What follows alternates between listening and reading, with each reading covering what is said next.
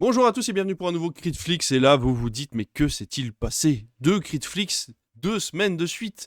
Mais quoi? Serait-il passionné par la télévision, le cinéma et les médias? Eh bien, oui. Mais je ne suis pas tout seul et je ne peux pas être passionné tout seul. Je suis forcément avec mon acolyte, mon frère. David, comment vas-tu? Eh bien, écoute, nous sommes de retour pour vous jouer un mauvais tour, comme aurait dit la Team Rocket au début des années 2000 sur TF1. Ravi de vous retrouver pour ce Critflix de mi-juin. C'est une période de l'année où j'en prends une de plus dans la gueule, comme on dit. C'est Mais vrai, c'est on n'en est aussi pas loin. l'été, c'est aussi la Coupe du Monde, c'est aussi l'arrivée du Tour de France et des grandes vacances. Donc, quoi de plus beau que le mois de juin, finalement?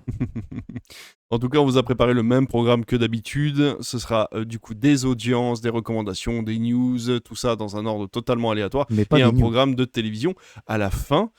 Et donc, du coup, on va commencer tout de suite par les recommandations. Qu'est-ce que tu recommandes à nos auditeurs? C'est difficile de choisir aujourd'hui. Déjà, ce matin, j'ai accompagné une élève qui va passer son bac de philo la semaine prochaine. Et du coup, ce qu'il faut savoir, c'est que le cinéma est un vrai appui pour les professeurs de philo, pour les préparer à leurs épreuves. C'est-à-dire qu'ils Ah. essayent maintenant de plus en plus. Alors là, il se trouve que j'accompagne en plus je suis en classe avec un prof de philo qui est prof de cinéma également.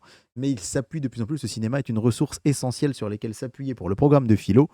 Et donc, comme j'accompagne en tant qu'enseignant spécialisé une petite fille qui est aveugle, enfin une petite fille, une jeune femme qui est aveugle, elle a 18 ans, et en fait, je suis à côté d'elle en cours et je lui audio-décris le film qui n'est pas audio-décrit. Donc, pendant 2h35 ce matin, j'ai audio-décrit Dersu Uzala de Akira Kurosawa, qui est quand même un des plus grands cinéastes de tous les temps, et je n'avais jamais vu ce film. Voilà, donc ça m'a fait rire parce que ce matin, entre 10h et midi et demi, j'ai vu un Kurosawa. Et Voilà. c'est ta reco? C'est un peu une reco parce que Ok, c'était un très très chouette film. ok. J'ai commencé de regarder, mais malheureusement, je n'ai pas eu le temps de le terminer parce que c'est assez long, La Fabrique du mensonge. On vous en a parlé la semaine Ah dernière oui. autour de l'histoire Brigitte Macron. C'est assez passionnant parce que on voit d'où part la rumeur. On découvre comment fonctionnent les algorithmes des réseaux sociaux, comment le complotisme prend le Ah. pas sur certaines choses, comment d'une femme qui se dit journaliste en 2021 on arrive à Jacques Legros qui, en direct dans le Trésor de TF1, demande à Brigitte Macron de démentir la rumeur sur laquelle elle est un homme. On a tous les mécanismes décryptés, c'est-à-dire une rumeur, si on ne la commente pas, c'est pas bon. Si on la commente, c'est pas bon. Et on a voilà, vraiment un vrai panel des médias, des réseaux sociaux. Et j'ai trouvé ça absolument fascinant. Tu es en train de me dire que France Télévisions ferait du journalisme? Mais ils font du très bon journalisme, comme toujours. Et d'ailleurs, allez, je spoil un peu les audiences. On était quand même, lors de sa diffusion dimanche soir, à 900 000 téléspectateurs sur France 5. Un véritable carton pour La Fabrique du mensonge, présenté par Thomas Negaroff, sur donc la fausse rumeur, enfin la rumeur, hein, Brigitte Macron serait un homme. Donc fausse rumeur, évidemment. Mais d'où elle vient, comment elle part et comment les choses, comment le complotisme fonctionne sur Internet, c'est hyper qualitatif. Mais, si je dois arriver à ma recommandation, je dois vous dire que ce week-end, eh bien, j'ai terminé la dernière saison de The Boys. Ça y est, c'est fini. J'ai fini la saison 5. Je ne sais pas si tu l'as vu, je ne sais pas où tu en es. Moi, je me suis arrêté à la fin de la saison 2. D'accord. Donc j'ai terminé The Boys. Je vais évidemment pas vous spoiler la fin. Je vais vous dire en quelques mots que le final m'a quand même assez touché, que je suis reconnaissant à The Boys de m'avoir accompagné ces dernières années, parce que à l'heure de la nouvelle ère des plateformes, moi personnellement, je trouve que les séries me marquent moins qu'à l'époque de la télé ou à l'époque des DVD. Et bah, par exemple, c'est vrai que le final de Stranger Things il y a quelques mois, pour être peut-être un peu trivial, m'en a touché une sans faire bouger l'autre, comme on dit. Oui, ça s'est terminé. J'ai des très bons souvenirs des premières saisons, mais là, de toute façon, j'avais un peu lâché. The Boys, c'est un peu différent. Je dirais que je suis content que ça s'arrête. Parce que je trouve que la série tournait quand même beaucoup en rond. Le protecteur devient de plus en plus fort, on essaye de l'arrêter, finalement on n'y arrive pas, et il devient encore plus fort. Je trouve que ce côté irrévérencieux était toujours très fort, mais un peu moins surprenant, un peu moins trash. On rappelle qu'on a eu des choses absolument trash au possible, hein, un super-héros qui rentre dans l'urètre d'un autre et qui, en se rétrécissant, et qui regrossit pour exploser, des orgies, des choses absolument terribles. Et c'est vrai que là, quand on continue de voir des choses comme ça, on se dit, on a l'impression que le pire, ils l'ont déjà fait. Et je trouve que dans l'irrévérence et dans ce côté très trash, je trouve que Peacemaker a donné un coup de vieux à The Boys, Ah dans le oui? sens où je trouve, moi personnellement, que dans Peacemaker, c'est amené peut-être de manière un peu plus subtile et un peu plus recherchée, peut-être. En tout cas, Ben, The Boys m'a accompagné quand même ces 5 dernières années. C'est une série que j'ai adulée au début. Et voilà, que je suis content de voir partir avec une fin. Je sais qu'elle a été beaucoup critiquée sur Internet, mais quelle fin de média ou de film n'a pas été Ouais, c'est ça, critiquée hein. sur Internet ou de série? Comment bien finir une série ou un Ouais, film qui est aussi important pour tout le monde, c'est c'est ça. Donc impossible. moi, je l'ai pas. C'était peut-être pas parfait, mais je suis loin de cracher dessus. Et voilà, j'aurais du mal à dire que c'est mon immense reco, mais une page se tourne et c'est vrai que je suis heureux que ce soit fini, mais paradoxalement, ça va peut-être un peu me manquer de ne pas retrouver euh, Yui et ses camarades. C'est vrai que ça devenait quand même de plus en plus gros, qu'ils ne se fassent pas choper, les gentils, et qu'ils arrivent toujours à contrecarrer les plans Ouais. des méchants, qui étaient quand même de plus en plus forts. Mais il n'empêche que voilà, je suis pas le premier fanatique d'Amazon Prime, et de moins en moins, hein, parce que vraiment les coupures pub. Moi, j'ai envie de me mettre dans un octogone avec tous les gens qui me disent ah bah ouais, mais il y a moins de pubs qu'à la télé. Non, non, non, non. Non, c'est faux. Non, non, là, c'est pas possible. C'est juste pas possible. Les coupures pub d'Amazon Prime sont insupportables. Peut-être qu'elles le sont aussi sur Netflix, mais vu que j'ai de l'argent, j'ai un compte. Non, pardon, j'ai jamais basculé sur un compte avec pub sur Netflix. Mais ouais, c'est insupportable par contre. Ça, c'est insupportable. Même si, alors il y a plein de coupures pub. Dans le dernier épisode, ils ont fait les efforts d'en mettre plein au début pour qu'il y en ait pas à la fin. Il n'empêche que c'est quand même trop. Mais merci The Boys pour toutes ces années, pour tous ces super-héros trash et extrêmement pertinents et ce regard sur notre société qui était quand même vachement chiadé. Et à l'ère de l'Amérique de Trump, c'est aussi quelque chose que j'ai apprécié. Donc voilà, Ouais. j'ai fini The Boys avec une petite pointe de nostalgie et rien que pour ça, comme ça m'était pas forcément arrivé depuis un petit moment, rien que pour ça, ça valait le coup. C'est vrai. Mais moi, The Boy, je vais t'avouer que j'ai arrêté justement parce que ça se rapprochait trop de la réalité. En fait, les personnages devenaient de moins en moins caricaturaux. Et en fait, c'est ça qui m'a fait peur. C'est vraiment ce truc. Alors oui, c'est des super-héros avec des super-pouvoirs. N'empêche que tous ceux qui prennent le pouvoir ont des réflexes et des pensées qui se rapprochent énormément de personnes connues dans la réalité. Et ça devient de plus en plus stressant et oppressant. Et c'est vrai que du coup, j'avais ressenti ça dans la dernière saison. Et c'est peut-être pour ça que j'ai pas attaqué les dernières. Je peux comprendre. Mais ça sera, hein, de toute façon, Prime va revenir incessamment sous peu sur ma télévision puisque j'ai des choses à regarder. Moi, je vais vous parler très très vite d'un tout petit film, enfin un tout petit film non, puisqu'il a été fait par DreamWorks, qui est sorti en salle le 28 juillet 2021, qui est sûrement passé inaperçu. Mais je l'ai regardé avec ma fille il y a pas très longtemps, enfin ma fille, la plus grande, bah, pas plus tard qu'hier soir. Ça s'appelle Spirit l'Indomptable. Et ben Spirit l'Indomptable, c'est le remake de Spirit les Talons Sauvages, qui était sorti dans les années 90, quand nous étions plus jeunes, Mhm. et que moi je n'ai jamais vu par contre la première version.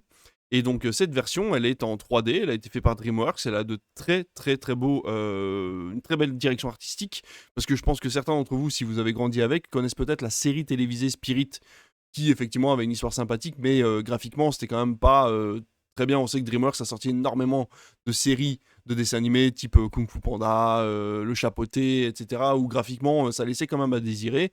Et ben là, bah, du coup on a des très très jolis graphismes, et donc ça reprend l'histoire d'origine de la série télévisée de Spirit. Donc ça raconte l'histoire de Lucky Prescott, qui voit sa mère décéder très tôt quand elle est jeune, et elle se voit donc séparée de son père, qui a peur qu'elle continue à grandir dans ces États-Unis. En fait, ça se passe pendant le Far West, quoi, un peu enfin, voilà, le début des États-Unis. Et ça se passe donc du coup dans le sud du pays. Et donc Lucky grandit avec sa tante et ses grands-parents. Et un jour, elle décide de partir en vacances chez son père qu'elle n'a jamais connu. Et là, elle tombe amoureuse de l'équitation, des chevaux, etc. Et elle rencontre forcément Spirit, C'est assez qui proche est de la un, première histoire, du coup. voilà, Ouais. qui rencontre Spirit, un cheval indomptable, hein, du coup, avec qui elle se lie d'amitié et qui va bien vouloir la prendre sur son dos à un moment dans l'aventure. Alors ça paraît très simple, mais en vrai, il y a beaucoup de choses à l'intérieur de ce petit dessin animé qui est vraiment très sympathique. Et puis, c'est pour lui donner, faire un petit shout-out, comme disent les faux jeunes, c'est-à-dire lui donner un petit coup de boost, en fait, parce que je pense qu'il a été très peu vu le 28 juillet 2021. À mon avis, il n'y avait pas grand monde en salle. Et je vois que Ah les bah DVD, oui. pour le coup, moi, le DVD, je l'ai trouvé à Nos, tu vois. Ouais. Donc voilà, c'est quand même assez, comment dire, enfin ça se voit que le film voilà a pas eu énormément de succès, donc voilà, s'il pouvait regagner un petit peu ses lettres de noblesse, moi ça m'arrangerait. Donc voilà, c'est Spirit l'Indomptable, c'est disponible à mon avis sur Netflix, je pense, si on farfouille. Et puis voilà, pour nos recommandations, on va pouvoir passer aux audiences de télévision. Alors vendredi soir, le constat il est quand même saisissant hein, pour cet énorme échec de France 3 qui se retrouve à la 8e place des audiences avec seulement 500 000 téléspectateurs devant la rediff de la carte au trésor. C'est simple, France 3 s'est retrouvé derrière TF1 Série Film Aïe, aïe, qui aïe. diffusait une rediffusion de New York Unité Spéciale. En tête, c'était Haute Saison sur France 2, 3 millions 2, puis Mask Singer sur TF1, 2 millions 3. À noter que France 3 serait presque talonné par Gulli. Non, Oh là là. j'exagère, mais Gulli n'a fait que 160 000 téléspectateurs avec pourtant un film d'animation que j'aime beaucoup. Teenage Mutant, Teenage Years, donc Oui. titre français, voilà. Ça a J'ai l'air de une- t'avoir Oui, parce qu'en fait, troublé. j'ai une news que j'ai apprise tout à l'heure qui risque voilà, mais tu risques d'être content, et en fait, ça vient de me. Voilà. Et ben, Je j'espère viens que je d'avoir un le serai. éclair de génie. Samedi soir, comme le dit Clément Garin sur X, les audiences de Meurtre A sont juste indécentes. Quand je vous dis indécente, c'est indécente. C'est incroyable les audiences que sont capables de faire cette série. Et là, Meurtre en Balagne, 4,3 millions de téléspectateurs. La rediff, 1,5 million pour Meurtre autour du Mont Ventoux. Eh bien, c'est simple, c'est 3 fois le score de France 2 avec Qui restera dans la lumière, 1,5 C'est million. fou. Et à noter par contre le flop pour le concert de la Starac qui ne fait qu'1,3 million sur TF1. Ce Ils s'en flop, doutaient un peu, non? alors, je suis pas sûr qu'ils s'en doutaient tant que ça. En tout cas, moi je l'ai vu, enfin je l'ai vu. Les internautes m'ont aidé à le voir venir de toutes parts puisque j'ai traîné un peu sur les réseaux sociaux samedi soir et j'ai vu que, évidemment, il faut que TF1 rappelle quand même que la plupart des téléspectateurs maintenant ont un certain âge et qu'avoir commencé le Prime avec, je crois, 8 chansons en anglais, en fait, la courbe, elle s'explique Ah, par elle-même. Les gens se sont mis devant et au bout d'un moment, ils se je sont connais dit, pas. on comprend Ouais, rien, je connais ouais. pas, je comprends pas ce qu'ils chantent. On est dans un pays où effectivement, je pense qu'une certaine catégorie de population de plus de Mm. 65 ans est très attachée à la chanson française Bien sûr. et à ses chanteurs actuels, hein, parce que chez les seniors, il y a des grands fans de Pierre Garnier, d'Elena, de Santa, mais juste, ils aiment qu'on leur parle dans leur langue. Et en fait, là, j'ai pas compris. Et c'est amusant parce Ouais, que, oui, oui, mais après, la retransmission, elle, c'est du bonus. C'est-à-dire que les concerts, ils oui, sont là mais pour attirer les spectateurs qui ont vu la Starac et qui, du coup, ont aimé les chansons qui ont été. Mais on s'est plaint, enfin, on s'est pas plaint, mais on a remarqué avec Océane aussi que l'année dernière, la saison dernière, il y avait beaucoup plus de chansons en anglais que d'habitude. C'est d'ailleurs pour ça qu'ils ont eu un prof d'anglais, et en fait, ça n'a pas eu de. Enfin, on n'a pas vraiment kiffé notre moment non plus, quoi. après, il peut y avoir plusieurs options. Au moment de la captation du spectacle, eh bien, Ouais, tout à fait. inverser l'ordre des chansons. Au Oui, moment c'est vrai. simplement du montage du concert, pas le diffuser dans l'ordre. Ouais, c'est vrai. Et voilà. Et puis je pense que le jeune public est aussi attaché à la chanson française. Oh Et bah, du coup, pour complètement. moi, ça a été. Et en fait, ça se voit sur la courbe des audiences. Les Ouais. gens partent, sont là au Ah début et ouais. partent.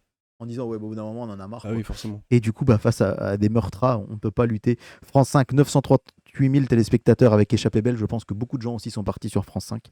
Euh, NCIS ne fait que 840 000 sur M6. Et enfin, sur RMC Live, seulement 80 000 téléspectateurs pour La folle histoire du Nutella.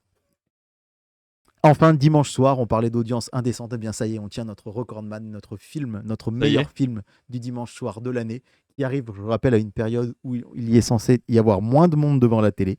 C'est Chasse gardée, qui dépasse les 4,5 millions de téléspectateurs. Ça a été un sacré raz-de-marée pour TF1. Mourir peut attendre, 2 millions sur France 2. Derrière, du coup, Vanina, qui lui fait 2 millions 2 sur France 3. Et puis, je vous le disais tout à l'heure, un gros carton pour le documentaire justement sur Brigitte Macron.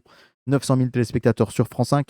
1,3 million sur M6. Par contre, un peu la soupe à la grimace chez Arte, puisque Captain Phillips, avec Tom Hanks, n'arrive pas à atteindre les 600 000 téléspectateurs pour ce film sorti en 2012 en salle.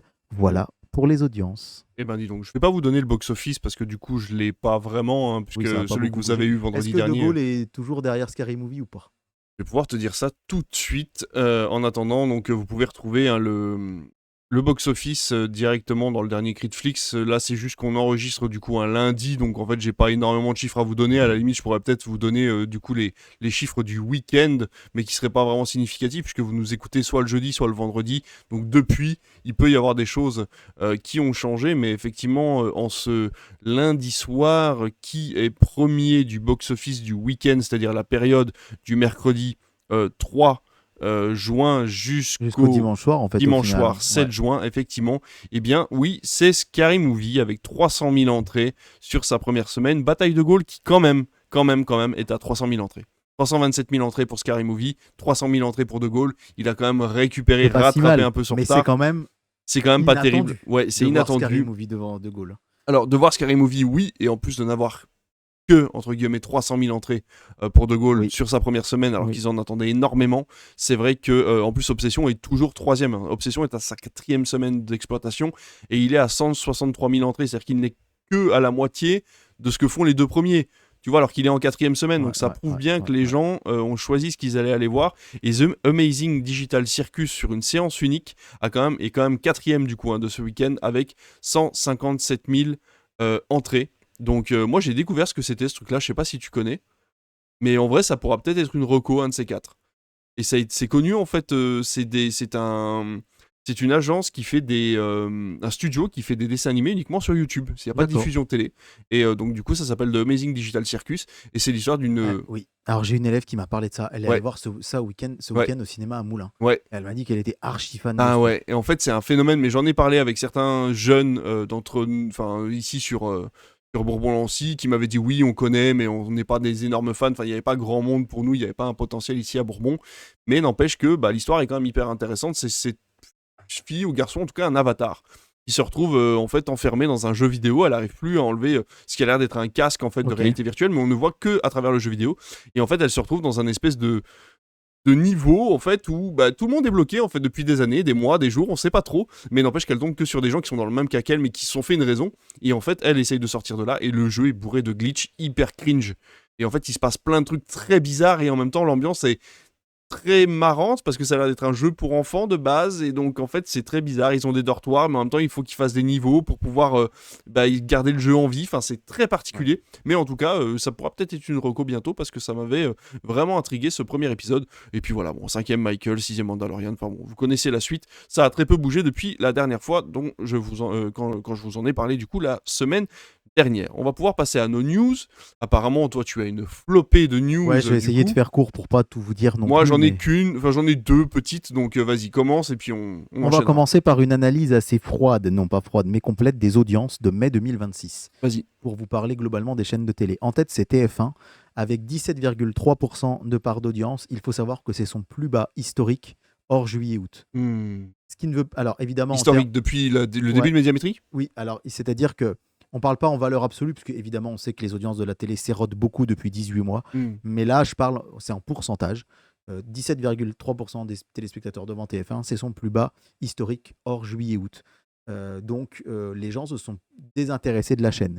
Au profit de France 2 qui vient la talonner à 15,4. On rappelle que France 2, la seule fois de son histoire qu'ils l'ont vraiment dépassé, c'est pendant les JO. C'est vrai. Et France 2 est vraiment boosté par Roland Garros qui cette année a fait d'excellentes audiences.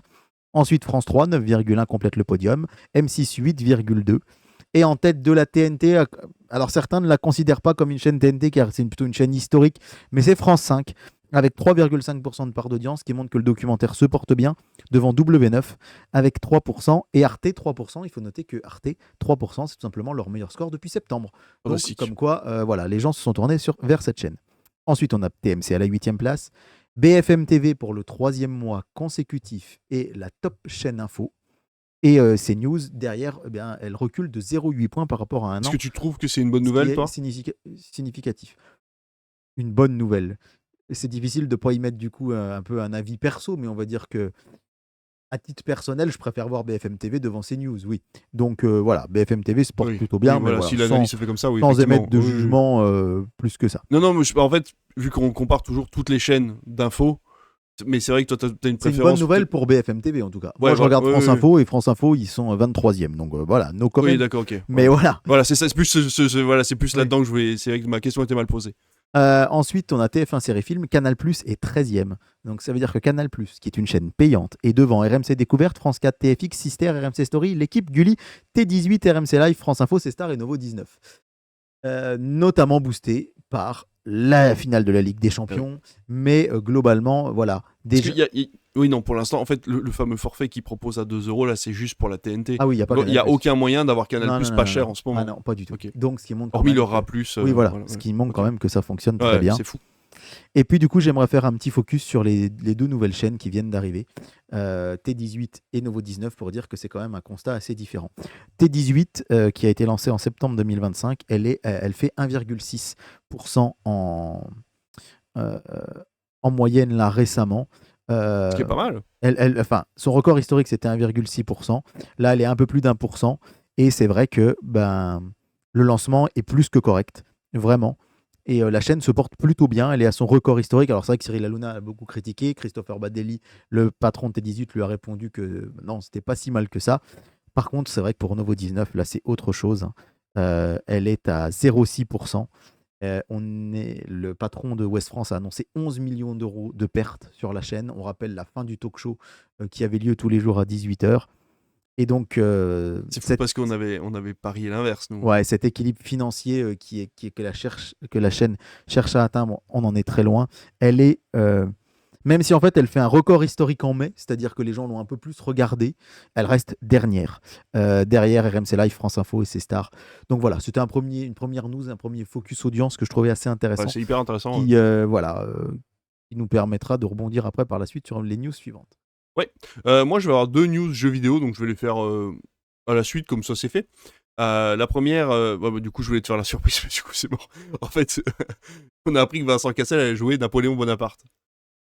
Mais il va jouer Napoléon Bonaparte dans un jeu vidéo D'accord. qui s'appelle Valor Mortis, un jeu vidéo qui devrait sortir, je crois, l'année prochaine, et qui va être un jeu vidéo d'horreur, en fait, où tu te réveilles, tu es un soldat de la grande armée qui a été tué au combat et qui se réveille, et en fait, tu vas devoir combattre des morts vivants, et donc il va forcément y avoir des moments où on va voir Napoléon, et ben Napoléon sera interprété par Vincent Cassel. D'accord. Voilà, donc c'était la petite news un peu sympa que j'ai trouvé sur le côté, parce qu'en plus on sait qu'il va jouer dans la 4e saison de White Lotus, donc en ce moment il est un peu partout dans les médias américains, et donc voilà, il a parlé de ce fameux rôle de Napoléon Bonaparte dans Valor Mortis. Et la deuxième news qui pourrait t'intéresser, c'est est-ce que tu te souviens du projet de film The Last Ronin des Tortues Ninja, bien qui avait été sûr. annulé par Paramount, du Oui, coup. oui, Eh bien, oui. Paramount, on a appris qu'ils avaient créé un studio qui s'appelle Paramount Video Game Studio, je crois. Et en fait, The Last Ronin va être un jeu vidéo. D'accord. Voilà, un jeu vidéo beat'em all. Donc, ça est fait par Platinum Games, c'est ceux qui ont fait Bayonetta. Ah, Donc, ça peut te donner un petit peu ouais, le style de Bayonetta, c'est film. très bien. Voilà, un peu le style de jeu, pardon. Ouais, bien sûr. Voilà, dont on va avoir affaire. Donc voilà, de bonnes nouvelles, hein. En ce moment, c'est le Summer Rétro Club. le Summer Retro Club. Non, je sais plus comment ça s'appelle, le festival. Enfin bon, bref, en ce moment, il y a plein de jeux qui sont annoncés. Donc du coup, on a appris ces 2 nouvelles là. Voilà, c'était les 2 petites news que j'avais. On va pouvoir passer au super tunnel TGV de David. Alors, ça va être difficile de tout formaliser. La première chose à vous dire, c'est qu'on vous l'annonçait la semaine dernière. Le magazine de la santé arrive sur France 2 les après-midi. Et donc, On n'avait pas dit que ce serait Jim Mohamed qui devait présenter oui, avec Jimmy Mohamed, oui, qu'est-ce que j'ai dit? Non, mais vas-y. Non, Oui. mais c'est parce que j'ai vu une autre info. En Et fait. donc, on a dit qu'il cherchait une figure féminine pour l'accompagner. Et c'est donc Flavie Flamand qui le rejoint dans l'émission. Il se trouve que Jimmy Mohamed et Flavie Flamand se connaissent bien, s'apprécient, puisque tous les deux sont à la tête d'une émission santé tous les samedis matins sur RTL, de 9h15 à 10h. Et on peut imaginer que l'animateur médecin, il a sans doute plaidé la cause de sa collègue. C'est logique, finalement. Ça paraît logique, il y a une très belle entente. Moi, je suis pas très fan des émissions de santé, tout simplement parce que ça va vite me rendre hypochondriaque. Mais très souvent, le samedi matin, ça correspond à l'heure de mon lever, de mon sport et de ma douche. Ouais. Et donc souvent, j'écoute RTL et je trouve qu'il y a une belle alchimie entre deux. Donc bravo à eux. Une autre petite news pour vous dire que ça y est, on vous l'avait annoncé, c'est officiel, hein, le 1000e épisode de Meurtra sera bien à Fort Boyard. Et c'est parti, le tournage est lancé. Impeccable. Camille Combal se rapproche dangereusement de France Inter, puisqu'on l'annonçait peut-être à la rentrée à la place de Nagui. C'est une très bonne idée. Et de sa bande originale, mais il arrive d'abord cet été dans une émission le samedi qui apparemment s'annoncera très fun. Et donc voilà, il arrive déjà le samedi. C'est marrant, une émission fun sur France Inter. Il paraît que ça va être assez rigolo, donc j'ai hâte d'écouter ce que ça peut donner. amener un petit vent frais, parce que c'est vrai que j'aime beaucoup France Inter, hein, mais je trouve que toutes les émissions, tous les talk shows se ressemblent. Je vais être franc, j'écoute très très très peu cette radio. Moi j'écoute beaucoup, j'écoute quasiment que ça et un peu RTL vite fait, mais c'est vrai que France Inter, je trouve qu'entre Zoom Zoom Zen et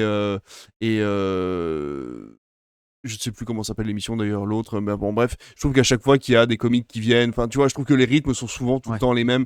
Si, l'émission de Nagui tout simplement, oui, que j'écoute aussi pas mal, la bande originale. Je trouve que Nagui, en plus la bande originale, moi j'ai jamais aimé Nagui à la présentation de la bande originale, je trouve qu'il connaît pas son sujet. Il hésite beaucoup, il y a beaucoup de A, et je trouve qu'à la radio ça passe pas bien, quoi. Moi, j'écoutais la bande originale pendant un temps parce que c'était la seule radio que je captais quand j'allais voir des élèves dans les Combrailles, Ah dans oui, ma forcément. voiture. Et bon, j'étais pas. J'ai jamais été un anti-Nagui, bien au contraire, j'ai eu une période où je le regardais beaucoup. Aujourd'hui, ça m'a un peu passé, mais je trouvais que ouais, l'exercice radio, c'était Je pas trouve que celui dans ça devient lequel un peu Instagrammable maintenant, tu sais, genre faire venir des jeunes comiques stand-uppers qui vont faire un sketch et s'il est drôle, ils le foutent sur Insta et ça fait de la pub pour France Inter. Je trouve que la boucle, en fait, elle se voit maintenant et c'est un peu dommage. Donc, je trouve que Camille Combal, c'est une bonne idée parce que lui, il vient un peu avec le côté impro. Enfin, voilà, je Ouais, trouve que c'est sûr. c'est un bon, ouais, c'est un bon move. Et donc, ça bouge aussi beaucoup côté radio, puisque Thomas Soto a été écarté de la matinale de RTL. Ah oui. Il essaye encore de récupérer une autre case sur la station. Pour l'instant, Il c'est veut pas pas rendre sa gagné. carte. Mais on a su, là, cette fin d'après-midi, ça veut pas être, ça sort du four, la news elle est toute chaude. Qui va remplacer Thomas Soto? Eh bien, c'est Céline Landreau. Ce nom ne vous dit peut-être Non. rien et c'est fait exprès puisque RTL a dit qu'ils voulaient promouvoir leurs propres journalistes Ok. en interne qui Trop sont un bien. peu moins connus plutôt que d'aller chercher du star talent. Alors c'est vrai qu'avant Thomas Soto, c'était Yves Calvi et là il y avait 3 journalistes en fait qui étaient dans les start lists. Stéphane Carpentier qui présente la matinale le week-end, qui a une voix absolument incroyable. Olivier Bois qui avait remplacé Thomas Soto après son accident de vélo, qui est un journaliste aussi excellent, et donc Céline Landreau qui aujourd'hui qui présentait RTL Midi il y a quelques temps, jusqu'à ce que Amandine Bégaud la remplace, donc jusqu'aux vacances d'été 2025. Et là, qui présentait actuellement Céline Landreau les journaux dans la matinée. Enfin, il y a Aude Vernuccio, Olivier Bois et Céline Landreau qui présentent les journaux. Et donc, Céline Landreau récupère toute la matinale. Et pour moi, c'est une excellente nouvelle. C'est une journaliste que je trouve extrêmement talentueuse. Et alors, C'est l'évolution de poste. sa voix, elle a une voix de radio incroyable. Quand on l'écoute, ça fait partie de ces voix un peu, je sais pas, je pense à Pascal Clark qui a marqué un temps les voix d'Europe 1, ces voix de radio, ces journalistes qui sont des voix. Et c'est vrai que moi, quand j'ai vu qu'RTL se tournait vers des talents maison, déjà, ça va faire des économies sans doute un peu à la station. Et surtout, bah ouais, il n'y a pas besoin d'avoir un grand nom qui a fait de la télé Et puis les pour nouveaux être un visages, ça fait du bon. bien aussi, Voilà. ou les nouvelles voix, pour le coup. Et donc, c'est vrai que, allez, si j'avais eu une petite préférence, j'avoue que Stéphane Carpentier, à l'occasion, écoute RTL un samedi ou un dimanche matin, il a une voix grave et puis un petit côté un peu comme ça. C'est pas le cas du tout, mais il a une voix un peu bad boy que je trouve assez marrante pour la radio et j'adore la manière avec laquelle il présente. Il est très Après, cool, c'est bien très de filer la détendu, matinale à une femme et aussi, une quoi. femme seule. Ouais. Ça va être une sacrée première aussi. Enfin, Bravo. une première. Bravo. C'est un acte en tout cas non, assez non, c'est très marquant. bien. Donc moi, je suis très très heureux de savoir que je vais retrouver Céline Landreau tous les matins puisque voilà, c'est ma matinale quand je vais bosser RTL. Donc Ouais, c'est une chouette nouvelle. c'est super. Ça me fait bizarre d'enchaîner comme ça, mais on va terminer avec la dernière news et pas n'importe laquelle. Les gens adorent écouter ta voix en même temps. Oh, c'est gentil. Faire cette voix grave, un peu bad boy. Ah ouais, je sais, je suis le Stéphane Carpentier de Critflix. Cette news qui n'en est pas une petite, qui est une véritable bombe dans le monde de l'audiovisuel, tu en as peut-être entendu parler, c'est sorti dans le Parisien ce week-end. Michel Et Leb qui il y a eu des soubresauts encore là, il y a quelques heures. C'est la relance de la fusion TF1-M6. Qui est Oui, j'ai repartie entendu parler de ça. de plus belle. C'est Benoît d'Aragon, l'excellent journaliste du Parisien, qui l'a annoncé. En fait, c'est simple. La télévision ne va pas bien en ce moment. On a été quand même un long moment à la défendre et on continue de le faire. Mais force est de constater que les gens regardent de moins en moins le linéaire depuis une grosse année, on va dire, un peu plus même, fin 2024, début 2025. Les audiences sont en baisse. Regardez, tout à l'heure, je vous ai dit que c'était un carton, 4,5 millions pour Chasse gardée. Rappelez-vous, quand on a commencé cette émission, cette formule de Critflix A2, début 2023, on vous annonçait un TF1 quasiment tous les dimanches au-dessus de 5 millions. Ouais. Il y avait eu 5 millions 1 le Ouais. fameux 1er janvier 2023 avec... Ouais. mince, Harrison Ford dans la forêt, l'appel de la forêt. L'appel de la forêt. 5 millions 3 pour Geostorm. Là, c'est vrai que quand les chaînes font 3 millions 5, elles sont ravies le dimanche, qui montrent bien que les audiences s'érodent. Et surtout, le chiffre d'affaires de TF1 s'effondre, moins 5,2%. Qui peut, vous allez me dire, bah oui, les gens regardent les plateformes. En fait, non. Enfin, oui, les gens regardent les plateformes, évidemment que ça fait du mal, mais les grands gagnants, c'est YouTube, Instagram, TikTok. C'est les formats courts en fait. C'est pas que les gens ne veulent plus voir la télé en linéaire, c'est que les gens ne prennent plus le temps de regarder des choses longues parce qu'on a habitué nos cerveaux à cette dose de dopamine constante qui fait qu'on veut voir tout le temps des nouveaux trucs. Et le et des choses. meilleur exemple, hier soir, on a couché les enfants et en fait, on a été trop fatigués pour commencer quelque chose qui allait nous demander du temps de cerveau. C'est bête, hein, mais même une série comique en fait. Et puis, avec Canal+, c'est difficile de trouver un truc. C'est bête, mais sur les autres plateformes, il y a The Big Bang Theory, il y a Friends, tu vois, il y a ces séries un peu, je vais pas dire débilisantes, mais il y a ces séries un peu comiques, très good vibe, etc. Et sur Canal, pour trouver un truc comme ça, bah, c'est compliqué, c'est pas leur ligne édito, quoi. Et c'est vrai que bah, du coup, on se retrouve très vite sur YouTube et en fait, tu regardes une vidéo, puis tu regardes une deuxième, puis tu dis, bon, bah, on va se coucher à la fin de la troisième, et voilà, c'est terminé, quoi. Et t'as pas regardé de film. Pourtant, t'as passé le même temps, hein. Ouais. T'as passé 1h30 sur YouTube, mais c'est pas pareil. Donc voilà, du coup, je suis le premier visé par malheureusement par cette baisse d'audience. Mais on l'est tous, on va dire, entre guillemets. Moi, c'est vrai que je regarde assez peu YouTube, mais je me rends compte du temps que je peux passer. J'ai désinstallé TikTok, mais parfois, je regarde des réels sur Facebook. Ah, ouais. Facebook, je dis même pas Insta, c'est dire. Mais voilà, à côté de ça, M6, à ton avis, qu'est-ce qu'on peut en dire d'M6 et de sa forme en ce moment? M6 en ce moment, ça va pas très bien. On voit que les audiences s'érodent aussi et que c'est quand même pas terrible. On a leur samedi soir qui s'écroule. Mais tu l'as dit tout à l'heure, 800 000 spectateurs devant NCIS. Enfin, je veux dire, moi, tu te souviens à l'époque où il y avait NCIS, tout le monde était devant, quoi. Ouais. Quand t'arrivais à l'école après, tu pouvais raconter l'épisode parce que tout le monde était devant NCIS et c'est une catastrophe. Par contre, bon, bah, j'ai cru voir quelques chiffres sur M6 Plus il y a pas longtemps. C'est pas si mal, mais je suis pas sûr que ça rattrape les problèmes du linéaire. Eh ben, il se trouve que donc voilà, TF1 va mal, moins 0,5% de chiffre d'affaires, et qu'en fait M6, contrairement à ce qu'on pourrait croire, est extrêmement rentable. C'est une mine d'argent. Par contre, c'est vrai que j'avais pas pensé. Oui, Elle est rentable. parce que ça coûte pas cher. Pourquoi? Parce que les coûts sont plus faibles. Ah oui. Et surtout, M6 a une audience hyper féminine. Les femmes regardent beaucoup plus M6 que le toutes les public autres chaînes. visé, en fait. Et donc le public visé, la fameuse FRDA, Oui.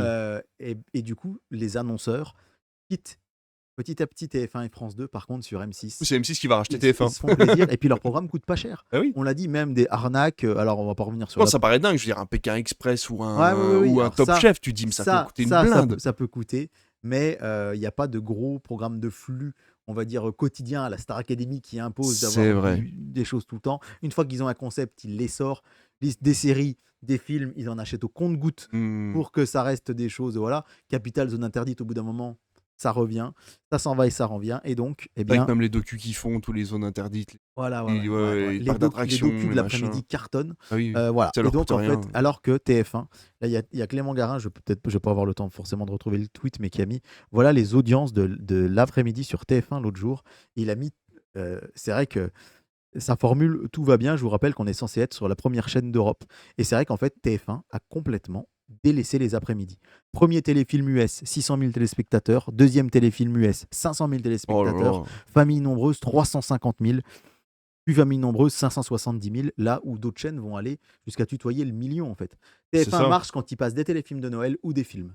Mais quand c'est les téléfilms classiques, ça marche Parce beaucoup. que c'est vrai qu'on parle beaucoup du prime time parce qu'on n'a pas le temps de Oui, faire une voilà. émission de 4 heures, mais en fait, il faut bien compter que le prime time c'est 2 heures sur une journée et que le reste du temps, il faut aussi faire des Bah ouais, audiences, ouais. quoi. Et c'est le cas d'M6, par exemple. Donc, TF1 s'intéresse à M6 parce qu'M6 est Ouais. rentable et pourrait leur faire gagner de l'argent. Et c'est vrai que je regarde, mais en fait, à chaque fois que je suis allé chez quelqu'un l'après-midi, chez quelqu'un qui travaillait pas ou quoi que ce soit et que t'avais une télé en fond, c'est plus sur M6 ou sur une chaîne musicale que sur TF1. Que sur un film sur TF1, Ah ouais. un téléfilm sur TF1. Vraiment. Et du coup, TF1 n'irait pas seul, puisqu'ils iraient racheter M6, notamment, pour que la concurrence soit loyale. TF1 part racheter M6 avec CMA-CGM, propriétaire de RMC et de BFM TV. Qui va pas bien non plus, du coup. CMA-CGM va très bien. Ah oui, C'est l'entreprise française la plus ouais. florissante. BFM TV marche très bien. Bon, les chaînes RMC un peu moins bien. Ouais, c'est ça. Mais alors, il faut savoir que CMA-CGM, on ne le sait pas, mais a déjà un petit pourcentage du capital d'M6.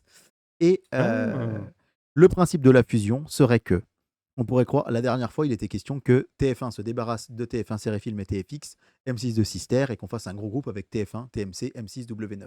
Et bien là, ça changerait complètement. Je sais pas, ma télé. Puisque, en fait, W9 irait chez CMA-CGM. C'est-à-dire que W9 irait chez RMC. Avec tout ce que ça implique d'animateurs, d'émissions qui sont dessus, qui quitteraient le groupe M6 pour aller vers le groupe RMC. Et donc Rodolphe Saadé, on sait que Cyril Hanouna a de très bons rapports avec Bien lui. sûr. Et CMA-CGM deviendrait surtout propriétaire de la plateforme M6+, qui disparaîtrait du coup du catalogue TF1 M6. TF1 M6 n'aurait donc plus qu'une plateforme, TF1+, et M6+, qui serait sans doute renommée, et tous ces contenus iraient chez RMC. Donc c'est... Voilà. Parce que sinon TF1 n'aurait pas les moyens de se racheter quand même. Ils ont valorisé à 2,5 milliards d'euros. D'avoir que M6 et bah, du coup, Sister. ils auraient TF1, TMC, TFX, M6, Sister et Gulli. Et, ouais, tu vas me dire si TFX, ouais, bah, il récupère Gulli, ouais, ça reste. Mais bon. Alors, en tout cas, c'est vraiment, c'est un petit. Ouais, on dirait que c'est un truc de petit sous quand même. Hein. Alors, c'est quand même un Non mais, rapprochement. non mais je trouve Oui. que comment dire, l'arrangement entre les chaînes, de dire bah oui mais moi je prends ça, toi tu Ouais. prends ça, on dirait que, enfin je sais pas, ça me paraît bizarre. La première vente, elle était énorme, je veux dire c'est un mastodonte, t'as TF1 qui débarque, qui dit Ouais. je vais racheter tout M6. Là Oui. ça paraissait énorme, tu vois. Et ben là, en fait, pour que ça soit.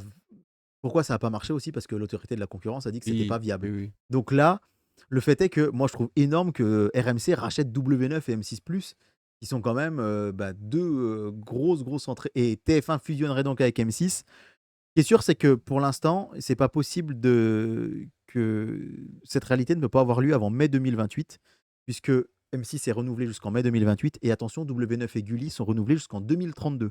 Donc, n'ont pas le droit de changer Ah de oui. propriétaire d'ici là. Ouais. Le but de TF1 est donc clair: faire changer la loi. Actuellement, ils usent Tout simplement. de leur pouvoir, on va dire, pour que la loi passe avant les élections 2027 et qu'Emmanuel Macron, qui de toute façon ne peut pas briguer un troisième mandat, se dise bon allez, je leur Ouais. fais plaisir. C'est ce qui est en tout cas, selon Le Parisien, Parce en qu'il faut train qu'il de se prépare son passer. futur lui. Et donc attention, tenez-vous bien, TF1 dit que ne dément pas, M6 refuse de commenter des rumeurs, mais par contre on a appris une chose, c'est qu'il y a un pacte de non-agression entre les deux chaînes. Ils se sont promis de ne pas se piquer des animateurs ou des journalistes à l'un ou l'autre pendant le mercato de cet été. Vous ne verrez donc pas d'animateur de TF1 partir sur M6, ni d'animateur de M6 partir sur TF1. Voilà, c'était quand même pour moi la grosse news de ce début de semaine. Eh ben dis donc. Moi j'ai appris il y a pas longtemps que si Paramount voulait racheter Warner, la haute concurrence leur avait demandé de virer des chaînes. En fait, Ah ouais. ils annuleraient, je crois que c'est Boomerang et une autre chaîne pour enfants. Et en fait, ça équilibrerait les trucs. Et faudrait que je vous retrouverai la news pour la semaine prochaine. Ouais, ça m'intéresserait bien de Parce savoir que ça. pour le coup, ouais, j'ai vu passer ça. Et en fait, j'ai pas eu le temps de m'y intéresser plus que ça. Donc, je préfère pas vous dire de bêtises. Mais ouais, apparemment, ça pourrait être autorisé par la haute autorité de la concurrence si certaines chaînes venaient à disparaître entre les deux groupes. Voilà pour les news de cette semaine. On va pouvoir passer au programme de télévision. Tu vas continuer à parler, mon pauvre. J'espère que tu n'as pas trop soif. Des fois j'ai une bouteille d'eau, là j'en ai pas pris. En plus. Samedi sur TF1, samedi 13 juin, le grand concours suivi de 10 sur 10, combien tu te mets? Sur France 2, qui restera dans la lumière, qui marche quand même pas très fort, et c'est là qu'on voit encore une fois le côté parfois. Là, il nous aurait ressorti un Cyril Ferraud, tu vois. Bah oui, alors là c'est vrai que Bruno Guillon, c'est le meilleur pote de Nagui, et Nagui produit, et voilà. Bon. On Meurtre va pas donner animé. raison à Charles Lalonque, mais. Non, on n'ira pas jusque-là. Dieu merci. Sur France 3, Meurtre à Nîmes sera suivi de Meurtre en pays Qatar. Alors certes, c'est Ouais, les donc ils rediffs, savaient mais qu'ils ça allaient va pas être passer premiers, les- de toute ça va façon. passer les 4 millions. C'est ça. Coupe du Monde sur M6 à 20h50, Qatar-Suisse. Ce sera Tiens, d'ailleurs, je me demande, c'est une question qu'on peut se poser parce que c'est France Télévisions, ils sont forcément au courant des programmes des autres, alors que normalement, ils sont pas censés le Ah oui, savoir. mais comme TF1 est au courant de TMC et de Ah oui, bah TFX, oui, et c'est voilà, vrai, bien ouais, sûr. ouais, Ouais, tout à ouais. fait, ouais. Donc, Qatar-Suisse, malheureusement, le tirage au sort n'a pas avantagé M6 parce que Qatar-Suisse en prime time à 20h50, on peut douter que ça puisse fonctionner, bien que la Suisse est un pays frontalier et qu'il y a beaucoup de Suisses expatriés en France qui vont pouvoir regarder. Par contre, c'est vrai que Brésil-Maroc à 23h50, sachant que le Maroc a quand même été finaliste de la dernière Coupe d'Afrique des Nations et demi-finaliste de la dernière Coupe Oui, du et puis Monde. la population marocaine est relativement importante Ouais, aussi et en France. aussi Hein. importante en France, donc je pense qu'M6 aurait préféré que ce soit l'inverse. Allez, dimanche, le duel du dimanche soir, je vais vous en parler parce que je me suis spoilé, même si je voulais quand même noter que samedi soir, il y a Le Nom de la Rose, tiens, sur Paris Première. Ah bah tiens, on va en parler. Et le film, oui, j'ai oublié de le dire ça, quand même, que le film qui sera diffusé sur France 4, c'est Arrête avec tes mensonges, avec Ah Guillaume tiens, de ouais. Tonquédec et Victor Belmondo, pardon. Ok. Le duel du dimanche soir, je le disais, m'a été spoilé, donc je vous le spoil à vous aussi. Alors, sur TF1, ce sera Titanic. Donc rendez-vous en ce dimanche 14 juin. Voilà, une date que j'aime bien. En ce dimanche 14 juin, TF1 me fait la fleur de passer Titanic. Donc je vais me coucher à minuit 40. Face à Titanic sur France 2, la comédie avec Benoît Poelvoort et Valérie Bonneton, Venise n'est pas en Italie. Est-ce que tu l'avais vu celui-ci? Non, je l'ai pas vu, ça m'intéresse pas tant que ça, et en même temps, les retours étaient pas si mauvais, je Ouais, crois. c'était plutôt une belle surprise pour moi. Ouais. Une comédie qui sort un peu des choses qu'on a l'habitude de voir. Mais bon. Sur France 5, ce sera Camilla, la femme qui ne voulait pas être reine. On aura toujours Vanina sur France 3. Mais c'est quoi? C'est une série? Oui, c'est ça, Vanina, Meurtre en Sicile, exactement. C'est une série, d'enquête italienne. Ok. À la Barnaby, mais en oui, Italie. d'accord, ok, Voilà. parce que depuis le temps que Oui, tu oui, m'en c'est parles, je me Vanina suis dit, ok. qui tous les dimanches Je croyais que cartonne. c'était un truc en 6 épisodes comme ils font d'habitude, mais non, c'est une série sur le long terme. Non, D'accord, non, ok. ouais. Ok. Enfin, sur le long terme, non, il n'y a pas énormément d'épisodes. Hein. Ils ont passé la saison 1 Oui, la mais saison il 2. n'y a pas de En fil fait, rouge, enfin, c'est des enquêtes, mais oui, mais il y a c'est- quand même un mini fil rouge, on va dire, comme dans The Hmm. Mentalist, tu vois, où il y Ah avait oui, ok. Le Mentalist, pardon. Sur Arte. Alors, le film, ce sera Les nerfs à vif de Martin Oh! Scorsese avec Robert De Niro. Moi, je l'ai découvert en salle Moi, je l'ai jamais vu. dans la toute première édition de Play It Again. Dis Ici, donc. dans cette salle, j'ai vu pour la première fois Les nerfs à vif. Rambobina, alors ça, c'est une émission cultissime. C'est le fameux Jeu de la vérité avec Coluche, qui a été diffusé le 17 mai 1985. C'était Ah, présenté par Patrick Sabatier et ça avait fait à l'époque plus de 15 millions de téléspectateurs. Ma mère me raconte qu'elle était partie en vacances en famille et que sa famille avait dit ah bah allez, on va aller faire un petit tour, on va aller se promener, et qu'elle avait pété un cap parce que tout le monde voulait voir ce jeu de la vérité. Je rappelle, le jeu de la vérité, c'est simplement face à face avec Patrick c'est le Sabatier. fameux Papy Mougeot? Ah non, non, là, c'était pas une émission de comique du tout, hein, le jeu de la Ah, vérité. ok. C'est on se retrouve face à face avec Patrick Sabatier et on jure de dire la vérité, rien que la vérité. Et donc les questions sont très cash. Mais Et Coluche oui! avait promis de dynamiter l'émission et c'est ce qu'il a fait, puisqu'en fait, quand il est arrivé, on a le droit à 2 jokers. Et en fait, les 2 premières questions, il a dit Joker, Joker, allez, hop, on n'en parle plus maintenant, je réponds à tout. Et il y avait des coups de fil du public qui lui posaient des questions. Il lui a posé des questions sur son éventuelle homosexualité, des relations sexuelles qu'il pouvait avoir, s'il avait touché à la drogue. Et ça avait été. Voilà. Et en fait, la courbe à l'inverse de la Ouais, Starac, ça elle a avait dû monté, partir. Bah monté, oui, oui, monté, tu monté. m'étonnes. 15 millions de spectateurs. Et donc, LCP revient sur cette émission et elle va être. On fait plus ça maintenant. Non seulement on la revoit, et elle va être décryptée par la productrice de l'époque. Et je Trop bien. pense que ça va être hyper Ah intéressant. bah oui. Voilà pour le cinéma, même si on aura quand même sur TF1 série-film Roulet Jeunesse avec Eric Judor et Laure Ouais, Calamy. Bon. Et Wild Ah mais Boy, si! Si, il est pas mal. peut-être, ouais. Oui, oui, si, il se retrouve avec des gamins sur les bras, c'est ça, non? Ouais, c'est ça. Ouais, ouais, ouais, ici, il Ouais. est pas mal ce film. Et Wild Wild West sur. Il n'est pas diffusé si souvent celui-là sur Sister. Bah non. De 1999, si je dis pas de bêtises. Ouais, c'est ça, avec Avec Will Smith. Will Smith, Et merci. alors, par contre, c'est vrai que c'est hyper intéressant parce que le prime time d'M6, du coup, il est à 19h avec Allemagne-Curaçao en Ah Coupe oui. du Monde. Et du coup, ben, je me posais la question, qu'est-ce qu'ils vont passer après? Et bien, en fait, c'est simple, ils vont passer un match encore. Pays-Bas-Japon à 21h50. Donc, en fait, Ah, ils vont avoir un prime qui va commencer à 19h et qui va s'arrêter à minuit. ok. C'est assez intéressant vu comme ça. Vraiment, cette Coupe du Monde, c'est aussi pour ça que je trouve que c'est bien qu'on Ah, arrive elle est à se un peu tenir à bizarre, faire des ouais. clips fixes Hmm, parce que ça modifie complètement le paysage un peu de la télé. j'avoue. Lundi soir, cinéma sur TF1. Pourquoi cinéma? Bien parce que tes compatriotes entrent en jeu, mon cher David, puisqu'il y aura Belgique-Égypte sur M6 et qu'on sait aussi que la communauté belge est importante en France. Et donc, il y aura Espagne-Cap-Vert à 18h sur M6, à 21h Belgique-Égypte, puis à minuit Arabie Saoudite-Uruguay. Un peu de mal à comprendre pourquoi M6 a voulu se positionner absolument sur ce match et pas le laisser à Beansport. Mais du Mais coup, bon. je reviens sur ce que tu m'as dit tout à l'heure. C'est quand même bizarre comme move d'M6 d'aller racheter tous les matchs de la Coupe du Monde, alors que leur public est quand même principalement féminin, du coup.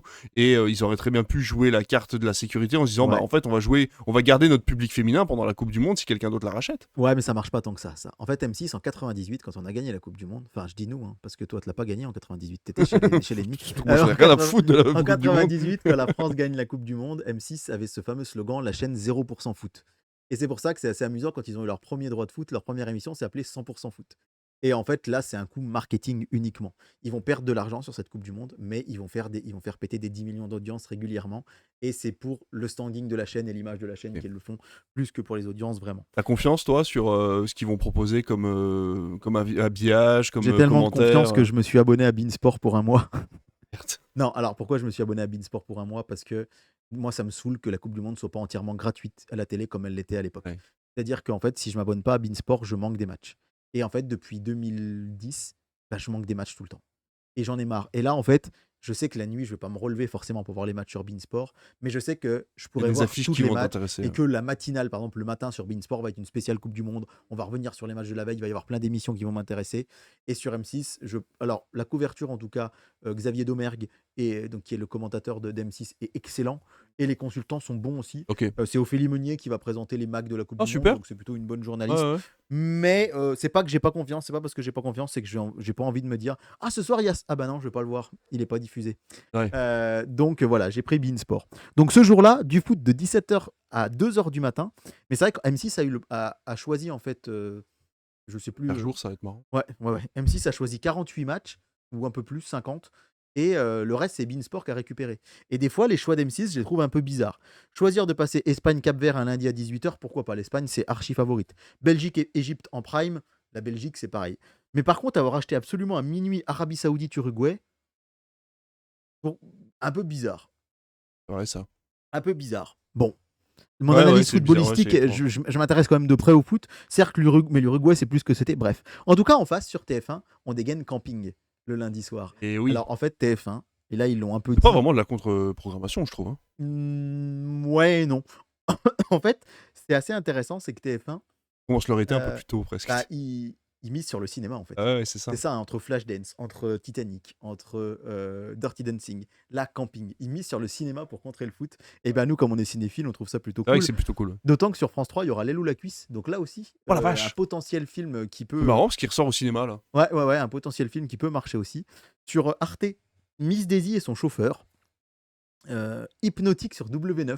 Alors, tu te souviens de ce film en 2023 avec Ben Affleck? Je l'ai vu au moins 3 fois. Je l'ai vu en salle. J'aime bien ce Je l'ai film. vu avec Maëva. Et un jour, je suis retombé dessus, je l'ai regardé. C'est Et en fait, nul. je trouve ça nul aussi. C'est Mais nul. bon. Mais voilà, mais Ouais, tu vois, mais quitte bon. à regarder un film plutôt que de regarder YouTube, je préfère regarder Hypnotique, quoi. Harry Potter et les reliques de la mort sur TMC ce jour-là. Et puis, vous aurez Ah, c'est les autres Shawl We Dance, tiens, sur TF. Oui, il y avait Le Prince de Sang Mêlé la semaine dernière. Ah ouais, ok. Et Shawl We Dance avec Richard Gere et Jennifer Lopez Oh là, sur oui. TF1 Oula, Série Film. c'est Là pas tout aussi, jeune, ça. on est dans de la contre. Ouais, 2004. On est dans de la contre-programmation du foot. Et il faut savoir qu'il y a toujours les Creepy Monday malgré la Coupe du Monde. Et ce sera Baghead sur RTL9. Ils font plutôt des films assez confidentiels et c'est pas plus mal. Allez, mardi soir, on vous en parlait. Alors là, ça va être truc de fou puisque France-Sénégal. L'entrée de France-Sénégal de l'équipe de France dans la Coupe du Monde. À l'heure où on enregistre ce soir, c'est le dernier match de préparation, France-Irlande du Nord. Je ferai peut-être un TikTok, une petite vidéo ou un audio pour vous dire les audiences demain. Parce que même si on le dira dans l'émission de la semaine prochaine, je pense que c'est bien de réagir frontalement à l'info. Et donc, on vous l'avait dit, enfin, ce sera Monk le retour sur TF1. Moi, je pense que ça va faire... ça va être ouf, hein, mais on va peut-être avoir TF1 un de ses plus bas historiques. Moi, je pense que ça va faire 700 000, 800 000 ou un truc comme ça.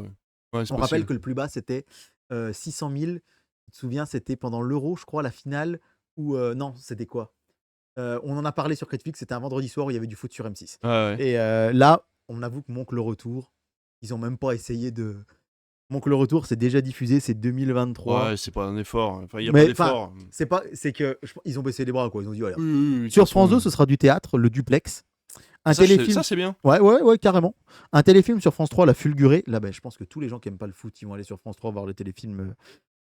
Canal misera sur Chien 51. Ah oui. On aura l'Orchestre de la Garde républicaine sur France 4. On aura les 20 tubes des années 90 préférés des Français sur W9. C'est-à-dire que W9 essaye de contrecarrer elle-même M6. Et ça, j'adore ce genre de choses. Surclassé, ce sera la comédie romantique de TFX ce soir-là. Alors, c'est un film de 2019 avec Camila Mendes. Ouais, et du coup, c'est... Je le redis, hein, mais j'admire vraiment ta culture cinéma parce que je note que c'est un film Prime. Moi, j'en ai aucune idée. Toi, direct, gros, c'est un film Prime. Et ça, mais vraiment. Ah oui, c'est avec la meuf qui jouait dans la série Archie. Peut-être, mais je pourrais pas avoir meilleure personne en face de moi à chaque fois. Mais même tout à l'heure, le truc d'Éric Judor. Je l'ai pas vu en plus. Le truc d'Éric Judor, j'en ai jamais entendu parler. Tu dis, oh oui, c'est celui-là des gamins. Donc, t'as une culture cinéma incroyable. Woody Woodpecker sur Gulli ce soir-là. Bon, M6 qui s'auto. C'est marrant, mais tous les gamins l'adorent ce film. Il est jamais sorti au cinéma. Et en fait, il cartonne à chaque fois. Alors que Woody Woodpecker, c'est vrai que c'est un personnage. Moi, j'ai oui, on n'est pas forcément assez ancien, mais bon. Et puis le film Trésor avec Alain Chabat sur RMC Story. Allez. Mercredi soir, évidemment, il y aura encore du foot sur M6. Alors, à noter qu'après France-Sénégal, il y a Irak-Norvège. On peut se dire pourquoi est-ce qu'M6 a misé dessus? Tout simplement parce que c'est les 2 prochains adversaires de la France. Donc, je pense que les gens vont se dire, ah ouais, ok, on va voir un peu comment ils jouent. Mercredi 17 juin sur TF1, Good American Family, nouvelle série TF1, saison 1, épisode 1 et 2. Un couple qui élève une fillette adoptée est atteinte de nanisme. Aux côtés de ses 3 enfants biologiques, voit émerger un mystère autour de son âge et de ses origines. C'est avec l'actrice principale de Grey's Anatomy. Et c'est... une mini-série en fait, il y a... Non, c'est la saison 1, il y a 8 épisodes. Ça s'appelle Good American Family et c'est avec aussi Marc Duplass. Et en fait, ce qu'il y a, c'est que TF1 passe les 4 premiers épisodes. Donc ça commence à 21h10, ça finit à minuit 50. Mais... Ça me paraît fou, moi, ça. Ouais. Ça marche pas. Enfin, ils le savent que ça marche pas, parce qu'en face... Non, c'est une mini-série, il n'y a pas de saison 2. Oui, donc voilà, ouais. Donc bon. voir Ah, ce mais que à ça voir va sur donner. Disney+, oui, d'accord. En fait, Ouais. ils ont racheté une série vite Ouais, fait. ouais, c'est ça. Pour la Coupe du Monde, hein. Ouais. Le téléfilm inédit Danse ta vie sur M6 qui raconte l'histoire d'une fille qui va être danseuse malgré son fauteuil roulant. Ça va marcher aussi sur les dames d'un certain âge, je pense, qui ne vont pas être devant le foot.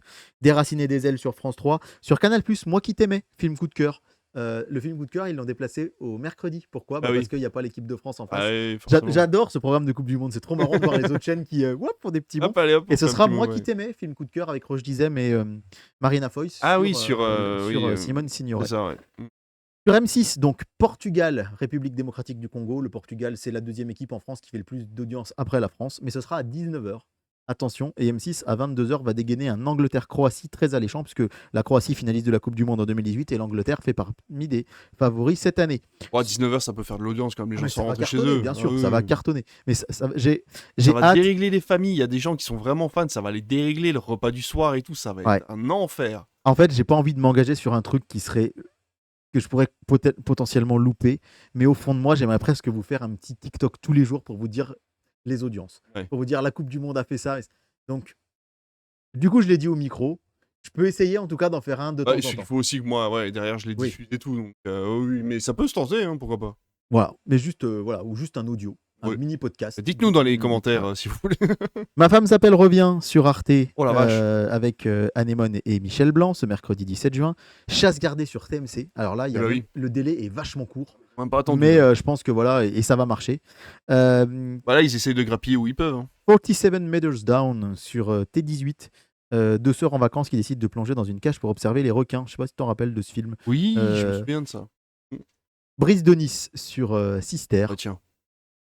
Sur TF1 Série Film, La mécanique de l'ombre. Et puis alors, je vous annonce, mesdames, messieurs, on vous a dit que les chaînes RMC n'allaient pas bien. Mais alors là, c'est terminé. Il va y avoir un essor d'audience ce mercredi 17 juin, puisqu'ils décident de passer le chef-d'œuvre multi-oscarisé. Alors je disais, tu as une grande culture cinéma, tu vas pouvoir nous retrouver le nombre d'Oscars de cette merveille. Mon curé chez les nudistes. À quel moment RMC Story? Je pense que là, ils se disent foutu pour foutu. Ouais. On passe un nanar. Et il y a plein de vieux qui vont être un Oui, peu puis nostalgiques, ouais, qui c'est vont ça, dire les ah vieux ouais, c'est grincheux le un peu curé, on voit pervers. des tétés sur la plage. Mais c'est. Écoute, David, il y a des trucs que tu ne comprends pas. Moi, il y a des trucs que je comprends pas. Et alors, attention, le programme télé met en commentaire une comédie d'une pauvreté Oh affligeante. mon dieu. Je suis sûr que même à l'époque, quand il est sorti, ça devait déjà être de la daube. Alors que sur OCS, vous aurez Jean Valjean en inédit avec Bernard Campan. Cool Ouais. ça. Ouais, donc c'est avec Paul Prébois, hein, mon curé chez les nudistes. Ouais. Alors Jeudi, que c'est avec Grégory Gadebois. Jean Valjean. Jean Valjean. Oui, et Bernard Campan. Oui, j'ai dit que Bernard Campan, oui. Non, c'est pas ça, c'est que vu que les deux noms se ressemblaient. Non, Ouais, je te Attends, corrigeais pas du tout. Prébois, Gadebois. Zodiac, donc jeudi sur TF1, ce sera cette fameuse saison 3, épisode 1 et 2. Putain, diffuser ça pendant la Coupe du Monde, mais ils sont Ouais, complètement mais fous. alors en face, c'est Suisse-Bosnie. Et ça, Suisse-Bosnie, je pense pas que ça va réveiller les foules non plus. C'est pas faux. Mais voilà, moi je pense que je vais regarder Zodiac ce Souvent jour. en Coupe du Monde, la Bosnie. Et ben la Bosnie, ils y sont pas souvent, mais ils ont sorti l'Italie. C'est quand même un événement cette année. Il y a 48 équipes. Il y a le Cap-Vert, Curaçao, la Jordanie, l'Irak, pour ne pas leur faire offense, qui ne sont même pas les plus grandes nations de football du monde. Mais les Italiens, c'est la 3e fois de suite qu'ils n'arrivent pas à se qualifier.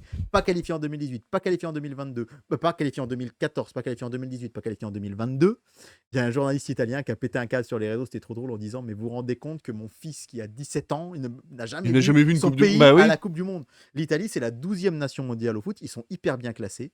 Mais un petit chais pour nos amis italiens, puisque au moment du tirage au sort, quand ils ont vu qu'ils tombaient en barrage contre la Bosnie, ils ont fait une fête en disant ouais, c'est bon, c'est gagné les joueurs. Résultat, la Bosnie les a éliminés. Donc, Un voilà. truc de dingue ça. Et en fait, entre-temps, l'Italie, en 2021, a gagné l'Euro. Donc a gagné le championnat donc d'Europe, c'est une mais bonne est équipe, quoi. incapable de se qualifier à la Coupe du Monde.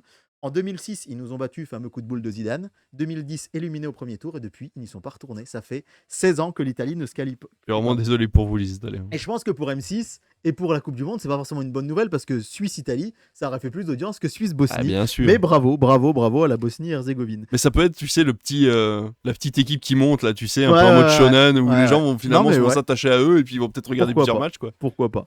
Bon, je On pense a- pas qu'il reste face à la Suisse. Ça va être intéressant en tout Ouais. cas. Bon. Sur France 4, il y aura À l'ombre des filles, suivi de Love and Mercy. Mhm. Sur TMC, il y aura Les Soudoués. Ouais, c'est Euh, vraiment full film, quoi. Du coup, ouais, nous, ouais, on mais, est. mais TMZ, c'est Tu serais pas TF1, fan de ouais, foot, ouais. tu serais heureux comme Ah bah un. oui, non, mais Ouais, c'est clair, oui. c'est clair. Et puis je pense que je vais pas non plus regarder, tu vois, Les matchs, Suisse-Bosnie, ouais, je pourrais peut-être regarder Zodiac, tu vois. ouais. American Gangster sur T18 et Bienvenue à bord sur Novo 19. Toujours aussi chiant, Grand Prix de Monaco. Eh ben, hier, Je te dis ça parce que je sais qu'il s'est passé des trucs de dingue. hier, j'ai regardé le Grand Prix, le Dauphiné libéré, d'abord le vélo, cette course incroyable, le Tour Auvergne-Rhône-Alpes. Et en fait, France 3 a fait partir l'étape. Parce qu'il faut savoir quand même que les chaînes télé décident les horaires des étapes de vélo Ouais. très tôt. Que normalement, les étapes, là aujourd'hui, elle a fini à 17h30. C'est les chaînes de télé qui Ah décident oui, du bien départ. sûr, ouais, c'est en Ah partenariat oui, avec truc de fou. l'organisateur de la course. Ok. Et là, ils choisissent que l'étape part à 11h30, comme ça elle arrive vers 15h pour que les gens puissent regarder la finale de Roland Garros Gentil. sur France 2. Ah non, oui, d'accord. Sauf que moi, du coup, j'ai dit c'est parfait, je peux regarder le Grand Prix. Le Grand Prix commence. Comme chaque Grand Prix de Monaco, le premier tour est intéressant. Après, je me fais chier comme un rat mort. Et le commentateur, Julien Febvreau, dit n'oubliez pas d'aller sur MyCanal, noter la course. Et moi, je le fais des fois. Tu mets une note de 0 à 20, à la fin, il donne la moyenne. J'attends toujours le dernier tour pour le faire. Là, je dis à Maëva, allez, je note. J'ai mis 10. Maëva, elle me dit, mais attends, il reste 20 tours. Juste après que j'ai mis 10, tout s'est déclenché. Prochain Grand Prix, je mets 10 dès le premier tour, comme ça, il est passionnant. Du coup, mais du coup, la fin était passionnante. Par contre, il y a eu des trucs de fou. Il y a eu des retraits de temps parce que notre Français, il a pris 10 secondes de pénalité. Pierre Gasly, il aurait pu être pour la première fois de sa vie sur le podium à Monaco alors qu'il a une voiture pas terrible, mais les circonstances de course font que. Sauf qu'il va au stand et il roule à 60,1 km/h au lieu de 60 le km/h. bâtard. Et on enlève 10 secondes et du coup, il passe de 3e à Oh 7e. non, le pauvre. Ouais. Et allez, on finit le jeudi 18 juin avec le Douolos sur Polar Plus de Jean-Pierre Melville, puisqu'il continue avec les Melville pendant la Exact. Coupe du Monde. Trop bien. Donc bravo à eux. Et enfin, vendredi soir, Mask Singer sur TF1, Captain Marlowe sur France 2, Gazon Maudit sur France 5, avec Josiane Balasco, Victoria Oui, Abril bah oui, et, ils sont annoncés pour le mois et des Alain fiertés Chabat. qu'ils allaient Ouais, passer ouais. plein de films. Ouais, tout à fait. États-Unis, Australie, suivi de Écosse-Maroc sur M6. Alors moi, États-Unis, Australie, j'attends trop ce match. J'adore. Ah oui. Moi, j'adore le foot d'Océanie, j'adore le foot d'Amérique du Nord. Alors qu'en fait, c'est pas du très beau foot, mais c'est parce que c'est des pays qui me fascinent. Voilà, sur leur culture du foot qui arrive Ouais. très tard en fait. C'est vrai. Les États-Unis, le foot, ils y connaissent rien. Ah oui. Et là, ils organisent la Coupe du Monde. Ils l'avaient déjà fait en 94. Et les Australiens, voilà, j'ai vu des matchs de l'équipe d'Australie en Australie. J'adore ce pays.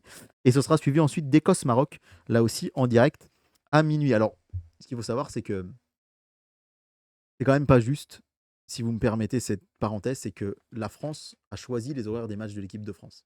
Les plus grands, comment dirais-je, les plus grands nations, diffuseurs, donc M6, avec la FIFA, ils ont dit bah, la France, on voudrait qu'elle joue l'après-midi pour qu'on puisse avoir les matchs plutôt en prime. Ok. Et donc on se retrouve avec la France à 21h, 23h et 21h. Ah, c'est pareil, hein. Ouais, j'ai trop hâte de vous faire le critique la semaine prochaine. Avec la France qui joue le lundi à 23h. Qu'est-ce que va mettre M6 avant, à 21h? Oui. Qu'est-ce que vont mettre les autres chaînes avant? Oui. Est-ce que les autres chaînes vont mettre un gros truc pour que les gens regardent le gros truc puis le match? Et bref. Et du coup, ben, les autres Et qui nations. va regarder un match à 23h, quoi? Bah, moi. Mais évidemment que je serai devant. C'est quoi, c'est à quel jour? C'est un lundi. Bah, j'en chierai le mardi pour aller La bosser. France va tourner au ralenti le mardi matin. C'est France-Irak. Et en fait, ce qui est pas juste, c'est Ah, que France-Irak, en les plus. pays qui sont qui ont le moins de poids médiatique, ils n'ont pas le choix. Et j'aimerais avoir une pensée pour tous les Algériens, parce que l'Algérie, c'est quand même un grand pays de foot. Ouais. Mais malheureusement, sur la scène internationale, ben voilà. Et en fait, tous les matchs de l'Algérie vont être entre 3h et 5h du matin. Ah, les pauvres. Donc M6 avait prévu d'acheter tous les matchs de l'Algérie, parce que l'Algérie, c'est un carton d'audience en France. Et finalement, ils ne l'ont pas fait. Parce qu'ils se sont dit, Ce sera sur Bein. ce sera sur Bein, ouais, tout à fait. Ah, tu vois, faut réfléchir aussi, hein, parce que c'est vrai que bon, bah, voilà, les Français, on est beaucoup en France. Oui, mais en fait, ça mais, commence ouais. à être un pays multiculturel et c'est quand même dommage de rater ça, quoi. Ouais. Et donc ce soir-là, donc en face États-Unis-Australie, point de vue cinéma, bah, il y aura Gazon Maudit. Sur TFX, il y aura Wasabi. Sur Gulli, il y aura Une pensée pour ma chérie qui aime tout. Je lui montre n'importe quel film, elle aime, mais alors le Grand Bleu, elle déteste. Donc il y aura le Grand Avec Bleu. le Grand Bleu, c'est chiant. Ben, moi, je trouve ça chiant aussi. Ouais. Et tu te rends compte que le Grand Bleu, moi, ils me l'ont passé quand j'étais en maternelle, en grande section. Et le mec, il meurt à la fin. Ouais, mais moi, je m'en souviens même. Je me souviens que j'étais assis et qu'elle avait dit la télé déconne, elle va peut-être passer en noir et blanc. Et en vrai, ça, c'est un sketch de Chevalier Las Palais. Il y a un moment, il dit à la maison de retraite de ma mère, ils m'ont passé le Grand Bleu en noir et blanc. Et ben moi, je l'ai vécu à 5 ans dans une école. Ça n'a aucun sens. Non, moi, je me souviens juste de la scène finale où il plonge et il disparaît dans le noir de l'océan Ah bah, tu et vois, puis ça, je me générique, rappelle quoi. Je me rappelle Je même sais pas, il dure 2h30 ce film, non? C'est pas ça? Oh ouais, il est très long. Et long, Maëva, elle très m'a chiant. raconté que quand elle était collégienne, elle s'était dit ouais, j'ai envie de me faire une culture cinéma, regarder le Grand Bleu. Elle a l'impression que Je comprends même pas pourquoi. Et en plus, n'avait je comprenais pas jamais pourquoi se Jean Reno parlait en italien et ça se voyait que c'était redoublé par-dessus. Enfin, c'était ridicule. Bah Bref. ouais. Donc bref, voilà pour le programme très dense de cette semaine et pour la fin de cette émission Critflix. J'ai juste une dernière question qui Vas-y, va je t'écoute. peut-être mettre t'écoute. nos spectateurs en émoi. Mais que penses-tu? Alors, t'es pas obligé de me répondre. Mais est-ce que tu penses qu'il va y avoir un impact politique pendant la Coupe du Monde sur le fait que ça soit tourné, enfin que ça joue aux États-Unis, États-Unis qui est quand même en conflit avec pas mal de pays participants. On est quand même. Qu'est-ce que tu vois? Est-ce qu'il va y Alors, avoir des joueurs qui vont pas vouloir jouer? Est-ce qu'on va se retrouver avec des stades, tu vois? Que va faire Trump pendant la Coupe du Monde? Est-ce qu'il va être aux abonnés absents parce qu'en fait ça l'intéresse pas et qu'il a toujours été comme ça? je vais pas te donner peut-être directement ma réponse, mais celle de quelqu'un que j'admire beaucoup qui s'appelle Kevin Vessière. C'est quelqu'un qui a dans nos âges. Il tient un compte Twitter qui s'appelle FC Geopolitics. Et il écrit des ouvrages sur la géopolitique et le foot et le Ok. rugby. Et donc, il en Hyper sort un intéressant. pour chaque compétition. J'ai pas encore acheté celui de 2026 parce que je me suis déjà acheté 4 magazines sur la Coupe du Monde de foot. J'ai des pavés comme ça à lire à la maison. Euh, et en fait, Kevin Vessière, son compte Twitter, il a tellement progressé et ses bouquins ont tellement marché qu'il était sur RTL jeudi. Et ça m'a fait tout drôle d'écouter sa Bah ouais. voix. Il était l'interviewé de la matinale par Thomas Soto. Et il disait quelque chose que j'ai trouvé très vrai. C'est que souvent, avant, on pense qu'il va y avoir plein de choses et qu'au final, c'est toujours le foot qui ressort à la fin. Au Qatar, par exemple, il y a une équipe, je crois que c'est l'Allemagne, qui a boycotté plein de trucs pendant la compétition. Ça a fait un peu de bruit. Et au final, il dit aujourd'hui qu'il s'en rappelle 4 ans après. On se rappelle que l'Argentine a gagné en finale contre la France. Donc je pense qu'évidemment, c'est toujours, on essaye toujours de faire de la récupération politique au début. La FIFA qui crée un prix de la paix qu'il donne à Trump alors que ce prix n'a jamais existé juste pour faire un cadeau à Trump avant la Coupe du Monde parce qu'il n'avait pas eu le prix Nobel. Donc la FIFA, bref, en ce moment, on pourrait dire beaucoup de choses à son sujet. Effectivement, Trump qui ne donne pas son visa à certains joueurs, comme les Iraniens, qui vont devoir faire 8 heures de bus Ouais. pour aller faire tous leurs matchs. Les supporters haïtiens qui vont être interdits, capverdiens, sénégalais, parce que c'est des nations que Trump boycotte. Donc ça, c'est des choses graves. Mais est-ce qu'elle aura un impact politique sur la suite? Je suis pas sûr. Que Trump va essayer de faire de la... Et il en fera sûrement. J'ai même pas dit le mot, mais vous aurez compris. Mais je suis pas sûr que, au final, la Coupe du Monde 2018, il y a quand même eu ce truc de fou, hein, la FIFA qui attribue 2018 à la Russie et 2022 au Qatar. Quand même, c'était pas le. Oui, ça fait quand même Ouais. plusieurs années Et que. au final, on a retenu le foot. Et donc, Ouais. je pense qu'on retiendra le foot. Ouais, un peu comme les Jeux Olympiques en Chine ou ces trucs-là, où Ouais, ça a été ouais. finalement. Les Jeux Olympiques, quelque C'est le part, ça a sport fait qui importe, presque quoi. plus de bruit sur le point de vue écologique. Oui, mais comme parce la qu'en Coupe du plus, Monde au les Jeux Qatar. Olympiques, ça a toujours été politique. Enfin, tu vois ce que je veux dire? Il y a depuis sa recréation par Hitler à l'époque. Enfin, Oh non, c'est Pierre de Coubertin qui a pardon. créé les JO. Sa 1876. remédiatisation, pardon, à Alors, l'époque, qui on avait va fait dire du que bruit. certains pouvoirs, notamment le pouvoir nazi en 1936, mais aussi, on rappelle le double boycott, c'est-à-dire que les Jeux Olympiques dans les années 70-80, ils ont lieu d'abord aux États-Unis, puis à Moscou, et donc les États-Unis boycottent l'un. Il y a toujours, en fait, ces événements mondiaux. La Coupe du Monde, c'est l'événement le plus regardé au monde. Le premier événement le plus regardé au monde à la télé, c'est la Coupe du Monde. Le deuxième, c'est les Jeux Olympiques. Le troisième, c'est le Tour de France. Hmm. Donc ces trois choses font que, forcément, les politiques ont envie d'y inclure des choses. Et par définition, comme beaucoup de gens vont regarder, les Jeux Olympiques, on va dire que c'est très diplomatique. Il va y avoir des chefs d'État qui vont se rencontrer, qui vont faire des choses comme ça. Donc il y a toujours cette espèce de tentative politique à travers ça. On va dire que les messages ont été plus passés. Voilà, on a plus en tête des JO avec des bras levés, les saluts nazis, enfin toutes ces choses-là. C'est plus marquant aux JO que des actes politiques pendant les Coupes du Monde. Il y en a eu. Il y en a eu des très forts, mais on les retient beaucoup moins. Et en fait, je sais pas. On verra ce que l'avenir va nous dire. J'espère que le foot en sortira grandi, ce qui est pas sûr, parce qu'avec déjà le fait qu'il y ait des coupures pub maintenant au milieu des mi-temps, faut quand même pas l'oublier ça. Et puis alors évidemment, c'est uniquement à la Coupe du Monde, mais TF1 dans les matchs de préparation la semaine dernière, ils se sont dit oh bah ma foi, On on va va le tester faire aussi. Ouais, voilà. Et oui, c'est court, hein, ça dure 1 minute, t'as 3 écrans publicitaires, C'est ça une pub. permet de rentrer de l'argent. Mais même pour le sport en soi, bah non, le foot, tu cours pendant 45 minutes. Alors oui, ça sera des pots de fraîcheur parce qu'il risque de faire très chaud aux États-Unis, notamment au Mexique ou dans le Midwest pendant la Coupe du Monde. Il n'empêche que le lundi, c'était à Nantes, hein. Jeudi dernier, c'était à Nantes le match. Et là, ce soir, c'est à Lille. Mais il y aura quand même des coupures. Donc il y aura plein de choses à dire, plein de choses à voir et on pourra vous le débrieflixer. Bah écoute, c'était hyper intéressant. Merci beaucoup d'avoir répondu à cette question. Ça terminera cette émission. J'espère que ça vous a intéressé aussi. On essaye de se retrouver bientôt, aussi pas la semaine prochaine. En tout cas, voilà, on continue Critflix. En tout cas, pour le moment, on verra si on fait une pause cet été, mais on va au moins continuer jusqu'à la fin de la Coupe du Monde, je Bah, l'espère. disons que je me dis que ouais, on peut aller au moins jusqu'à On verra jusqu'où ira la France, mais on peut aller au moins jusqu'au début du mois de juillet. Ouais, encore 3-4 émissions. Et ben voilà, en tout cas j'espère que ça vous plaît, on se retrouve très bientôt, et puis n'hésitez pas encore une fois à partager autour de vous ou à aller faire un tour sur notre Patreon. À très bientôt. Salut!